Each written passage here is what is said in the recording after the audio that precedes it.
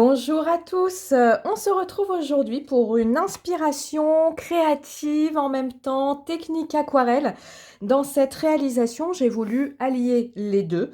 Inspiration créative parce que ce qu'on va réaliser, alors pour moi ce sera un nuancier type nuancier de peinture, nuancier de peintre, mais ça peut très bien être un marque-page, une carte, ce que vous voulez. L'idée c'est de le transformer après à votre guise. Donc on va allier création, on va dire nuancier de peintre et puis technique à l'aquarelle aujourd'hui. On va travailler ensemble le dégradé, réaliser un dégradé à l'aquarelle. Pour ça, j'ai sorti mes aquarelles Daniel Smith, moi qui sont dans une boîte voilà, hein, comme Daniel Smith fait principalement ses aquarelles avec des tubes, j'ai rempli mes godets, j'ai mis ça dans une petite boîte et je vais travailler sur mon nouveau papier aquarelle, du papier aquarelle à Nemul, vous le voyez ici, mais c'est la gamme Watercolor, c'est du papier 100% coton en grain fin et c'est un papier que j'ai eu l'occasion de tester via la fée qui m'avait envoyé un petit échantillon et j'aime beaucoup ce papier parce que déjà il fonctionne très très bien, il a un rendu, une texture très douce, très lisse, un petit peu velours. Et ce qui est très intéressant avec ce papier-là, c'est bien qu'il soit en grain fin, les tamponnages se font très facilement comparativement au papier Fabriano, je vous en ai déjà parlé dans d'autres vidéos. Le papier Fabriano est un papier, bien qu'il soit également en 300 grammes, en papier coton, en grain fin, il est très très rigide, ce qui fait que les tamponnages sont difficilement nets et pour ma part, le détourage est compliqué, ce qui n'est pas le cas avec ce papier. Donc je remercie la fée, notre petite fée, de m'avoir permis de tester ce papier. Et comme j'ai été vraiment emballée par ce papier, eh bien je vous en parle aujourd'hui. On va travailler autour de ce die de la fée du scrap. Ça n'est pas un die qui est nouveau. C'est un die que j'aime beaucoup. Et vous voyez, c'est un die qui pour moi m'inspire les nuanciers de peinture. Vous savez, où on part d'une couleur et cette couleur, on la dégrade. Et puis on vient regarder comme ça, lorsqu'on choisit une peinture, la couleur qui pourrait nous faire envie. Dans ma feuille de papier aquarelle, je vais venir découper plusieurs bandes pour venir les aquareller. Ces bandes, je vais les faire un petit peu plus larges et un petit peu plus hautes que mon die, tout simplement pour pouvoir après, sur mon support, vous verrez pourquoi, venir accrocher ces petites bandes avec du washi pour réaliser mes dégradés.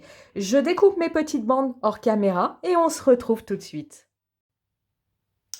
Mes petites bandes ont été taillées. Je vous donne pas les dimensions parce que j'ai vraiment fait ça au hasard. Mais comme je vous disais, voilà, elles sont tout juste un peu plus grandes. Il faut surtout qu'elles soient plus grandes dans la longueur pour que je puisse les attacher avec du washi ici. Elles sont un petit peu plus longues que mon die. Même si là, voilà, mon petit outil de découpe est un petit peu usé. Même si on a des petites choses qui ressortent, c'est pas très grave parce que je vais le retailler par la suite. Mes petites bandes sont découpées, vous en faites autant que vous souhaiteriez.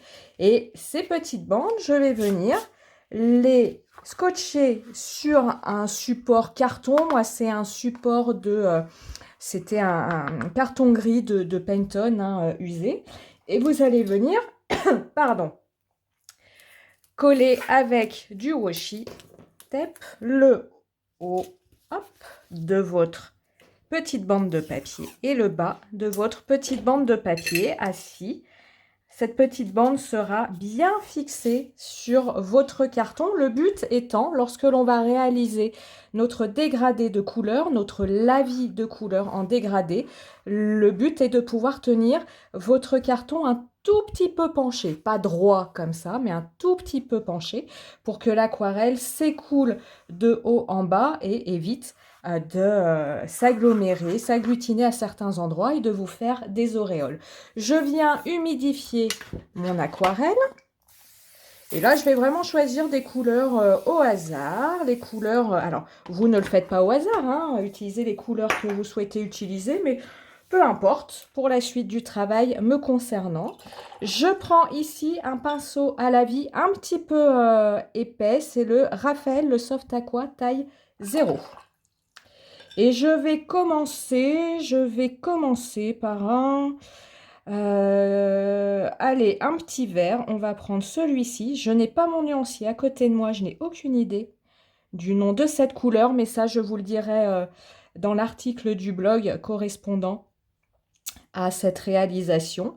Je fais vraiment ça, voilà, détente, freestyle, improvisation, et je viens réaliser un jus avec ma couleur. Maintenant que ce jus est bien concentré, hein, il vous faut quelque chose de pas trop dilué, hein, quelque chose d'assez concentré en couleur, puisque ça va être la partie la plus intense de notre dégradé.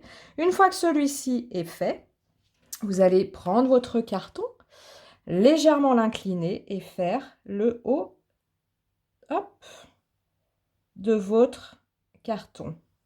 Là, je vais vouloir éclaircir ma couleur, donc je trempe mon pinceau dans mon bocal d'eau, je les sors légèrement et je viens faire quelque chose, vous voyez, de plus clair. Je veux continuer à éclaircir ma couleur, je trempe mon pinceau dans mon bocal d'eau, je les sors un petit peu et je continue.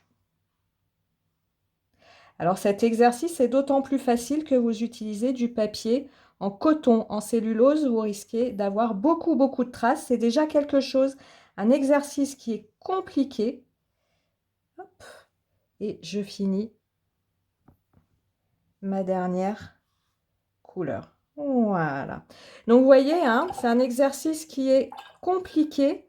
À chaque changement de couleur, enfin de changement de dilution, j'ai une petite trace. Tout simplement pourquoi? Parce que le niveau de concentration, d'équilibre entre eau et pigment n'est pas le même. Et puis là où vous avez des traces, qu'est-ce que ça signifie? Ça signifie que j'ai trop appuyé avec la pointe de mon pinceau.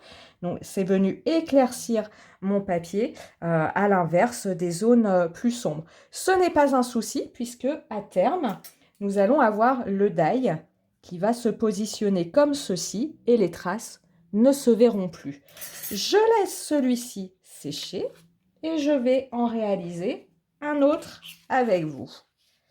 Hop, un petit bout de washi. Donc vous voyez, c'est très vite fait. Faites ça en série, tranquillement, avec les couleurs que vous avez. Je vous conseille, comme je vous disais, d'utiliser du papier en coton parce que cellulose, ça va être un petit peu plus compliqué. Vous aurez beaucoup plus de marques. Je suis en train de me battre avec mon washi. Mais avec le cellulose, c'est tout à fait possible, mais ce sera simplement plus compliqué. J'ai pris du papier grain fin. N'hésitez pas à utiliser du papier à grain torchon, à grain texturé si vous travaillez avec des aquarelles granuleuses. Je vais aller dans du rose. Hop. Allez. Donc, vous voyez, hein, les couleurs Daniel Smith sont extraordinairement flash. Ce sont des couleurs très intenses. Je mouille un peu mon pinceau. Et on est parti. On refait exactement la même chose. Hop. Voilà. Je trempe mon pinceau. On continue. Donc là, j'appuie un peu moins avec mon pinceau pour essayer simplement, vous voyez, d'avoir un petit peu moins de traces, même si je vous dis pour cet exercice-là, ça n'est pas un souci. Voilà. On essaye de s'entraîner. Je pense également que j'ai des traces tout simplement parce que j'essore trop mon pinceau. Or, l'aquarelle, elle aime l'eau. Mais encore une fois, avec le die par-dessus, ça ne se verra plus. Voilà. Je l'enlève délicatement, je la laisse sécher à côté.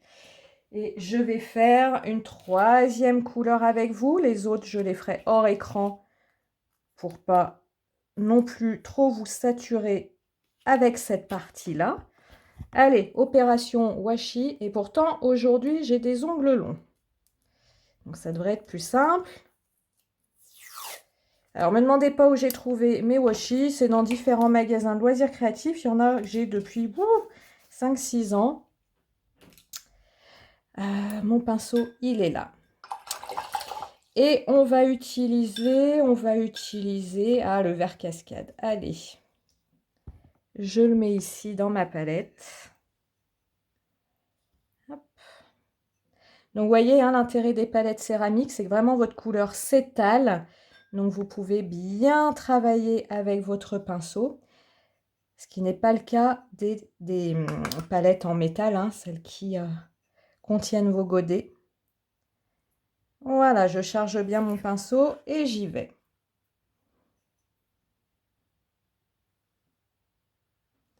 Vert cascade qui est l'une de mes couleurs favorites chez Daniel Smith, même si ici, on va voir, ça fera l'occasion de voir si le papier watercolor de Hahnemuhl fait bien ressortir les granulations ou pas, parce que c'est une couleur très granuleuse, le vert cascade. Vous voyez, là, je mets beaucoup plus d'eau. Elle préfère mon aquarelle. C'est-à-dire, je mets beaucoup plus d'eau comparativement à la concentration de pigments. Voilà. Et je vais laisser sécher. Je vais faire les bandes qui me restent hors caméra et on se retrouve juste après pour la suite du programme. Si vous voulez un dégradé avec beaucoup moins de traces, comme ici, vous pouvez vous entraîner à travailler sur papier humide. C'est ce qu'on va appeler la technique de mouiller sur mouiller. Je vais en faire avec vous. Là, j'ai fait avec le rose Opéra, vous voyez, qui est un rose très très flash chez Daniel Smith. Une petite bande. Mon fameux petit washi qui a décidé de m'embêter aujourd'hui. Donc, utilisez du washi tape hein, parce que ça se décolle très très facilement sans arracher votre papier aquarelle, ce qui ne serait pas le cas d'un scotch lambda. Hein. Si j'utilise ça, c'est pas pour la beauté du motif, c'est vraiment pour éviter d'abîmer mon papier aquarelle. Un petit bout en haut, un petit bout en bas. C'est pour ça que je vous avais dit hein, de faire un petit peu plus grand que la taille du die. Et on va utiliser, allez au hasard, qu'est-ce que je vais prendre? Celle-ci de couleur, tiens, je peux aller par là. Je crois que c'est le bleu lunaire ici, je voudrais pas vous dire de bêtises. Hop. Ah bah j'ai oublié de mouiller mon papier. Vous voyez, les vidéos en direct, c'est pas aussi bien câblé que les vidéos enregistrées. Parce qu'on a tout qui vole, on oublie des étapes et on ne peut pas revenir en arrière lorsqu'on est en direct. Certains diront c'est la magie du direct. Moi, je dirais c'est un petit peu trop d'improvisation pour moi. Mais je trouvais ça plus sympa de le faire de cette façon-là pour aujourd'hui, pour pouvoir vous commenter en temps réel ce que je fais. Donc, mon papier a été mouillé. Hop, j'incline. Mon pinceau est bien imprégné.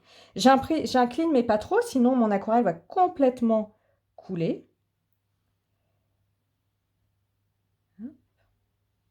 Je viens tremper la pointe de mon pinceau. Je les sors légèrement. Voilà. Chaque fois que vous me voyez quitter l'écran, c'est que je vais humidifier mon pinceau pour qu'il perde en pigment et qu'il s'éclaircisse.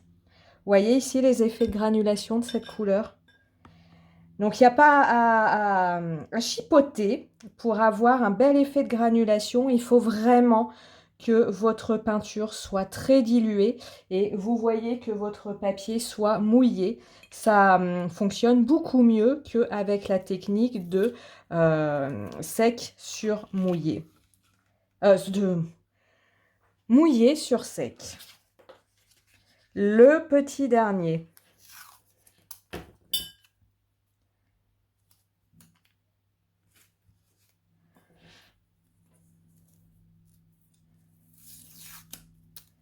Voilà.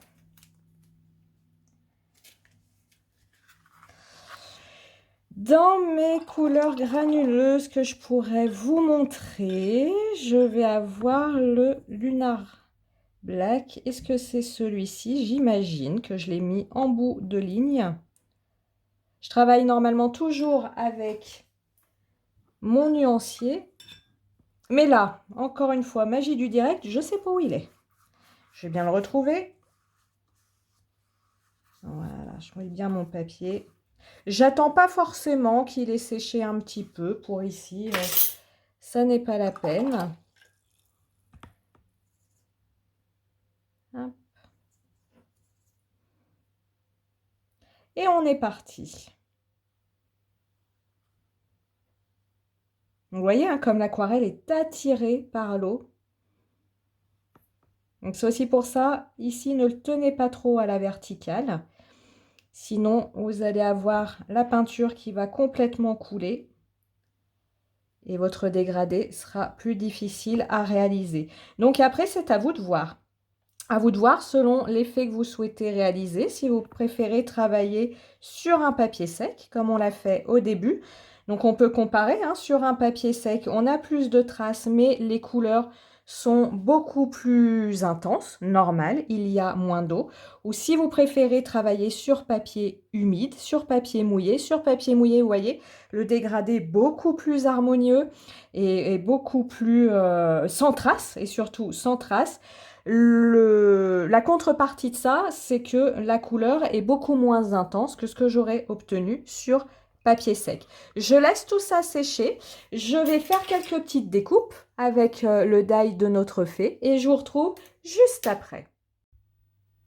Mes petites bandes d'aquarelle ont séché. Je vais vous montrer mes deux roses, la différence entre papier sec, papier mouillé. On n'est pas sur la même couleur, hein, mais vous voyez, l'un avec des traces, mais la couleur est plus intense, plus concentrée. Le deuxième, beaucoup moins de traces, mais couleur plus claire. Je vous compare ici ces deux couleurs. Voilà. Et ici, ces deux couleurs. Donc, on voit aussi que quand on travaille sur papier humide, ça c'est ce que je vous dis souvent par ailleurs, l'effet de granulation ressort beaucoup, beaucoup plus. J'ai préparé des coupes avec le die de la fée du Scrabble. J'ai préparé 3 sortes de découpes. Des coupes dans du papier blanc, des coupes dans du papier craft. Ici, c'est un papier craft de Schwein Flower. C'était la collection Storybook. J'aimais bien avec les petites écritures. Je trouve que c'est passe-partout. Et puis, une découpe dans un papier que j'ai réalisé. Vous savez, c'est ma lubie du moment. Hein. C'était un fond gel presse avec des encres en spray. Donc, je vais voir comment mixer tout ça. J'avais un petit peu regardé pour... Voilà, ça, je trouvais que ça allait pas mal avec. Et puis après, là, un rose avec du blanc, un rose avec du papier craft. Donc, vous voyez, je vais essayer d'aligner pour pas tomber là. Je vous mets sur l'écran, là où j'ai des marques. Après, cependant, les choses risquent de mal tomber. On verra. Et puis... voilà, le noir et blanc et le bleu. Voilà, c'est pas mal. Allez, je vais faire celui-ci avec vous. Rien de bien compliqué. Je viens simplement coller mon die sur mon fond avec ma taquiglu. Alors les autres, je les ferai hors écran tout simplement parce que je vais venir les presser sous une pile de livres pour avoir un résultat bien lisse, bien plat.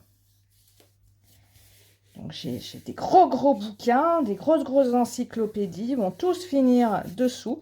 Et vous voyez, on a cette teinte la plus concentrée et après notre dégradé qui se voit à travers notre nuancier.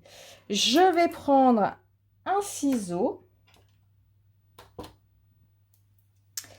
et je vais tout simplement venir découper. C'est pour ça que je vous disais, si la bande est plus longue, ce sera moins compliqué pour nous pour travailler. Et puis après, on réajuste Donc là, moi, on demande parfois, j'ai un petit ciseau à précision rayeur. J'en ai deux, tout simplement parce qu'il y en a un que j'emmène avec moi quand je vais à droite, à gauche, et puis celui que je laisse chez moi. Voilà, et ma petite bande est terminée.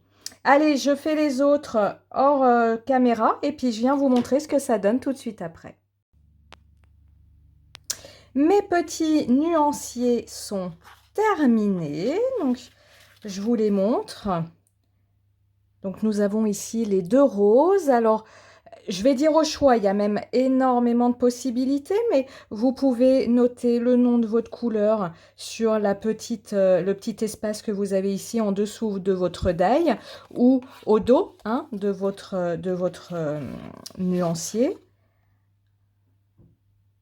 Voilà.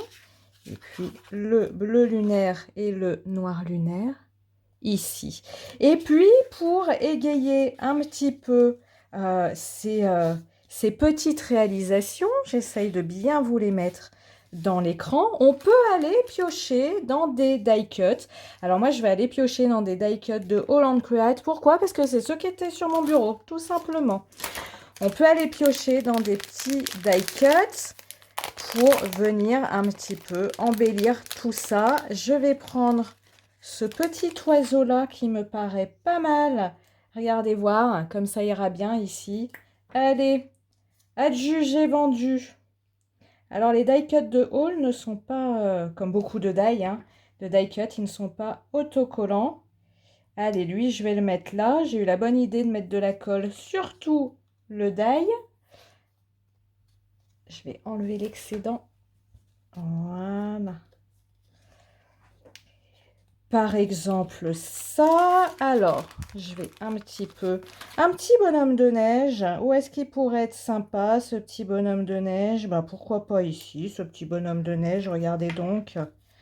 Voilà. Donc, comme je vous dis, hein, ces petites réalisations, totale improvisation. Et ça fait du bien. De ne pas réfléchir à quelque chose. Hop. Qu'est-ce qu'on va avoir d'autre dans ce set de die? Je voudrais pas non plus quelque chose trop marqué Noël, hiver, ça me gêne pas. Mais pas trop marqué Noël, parce que tout simplement, Noël c'est 15 jours dans l'année et mon nuancier c'est pour me servir tout au long de l'année. Donc des petites choses marquées hiver, ça me gêne pas. Noël, ça m'embêterait un petit peu plus, mais ça c'est moi. Voilà, je vais aller regarder dans mon autre sachet de die cut. Alors, j'ai des petites choses. Ce sont deux sachets pour Noël, donc c'est pour ça que ça peut être un peu compliqué. Ici, on a l'oiseau. Je peux venir découper l'oiseau. Hop. Voilà. Alors moi, j'hésite pas, hein. Je découpe, peu importe, je découpe les tampons, je découpe les die cuts. C'est fait, tout ça pour être bougé, modifié. Voilà. Qu'est-ce que j'aurais d'autre qui pourrait être sympa? Et encore une fois, ça c'est pour moi qui fasse pas trop Noël. J'ai pas grand-chose, il y a des cadeaux. Ah, un oiseau ici. Et ben voilà, hop. Et puis, je vais en laisser sans rien, sans décoration, pour qu'il y ait un petit peu de tout. Hop. Voilà, on est pas mal. On est pas mal. Voilà. Qu'est-ce que vous en pensez? Dites-moi. Alors là, j'en ai fait 6. Je vous montre celui que j'avais fait en entraînement pour voir ce que ça pouvait donner. Donc là, c'est un bleu, mais c'est un bleu de mes aquarelles artisanales. Et j'avais réalisé le dégradé sur du papier cellulose. Ça avait fait énormément de traces. Pour atténuer les traces, je m'y étais pris à deux couches. C'est notamment pour ça que je vous dis évitez le cellulose. Ou si vous utilisez du cellulose, faites comme moi avec deux couches pardon, de couleurs. Je vais réunir tout ça avec un petit anneau et puis on se retrouve juste après. Et bien voilà cette première base de travail terminée. Donc j'ai relié le tout avec un petit anneau tout simple.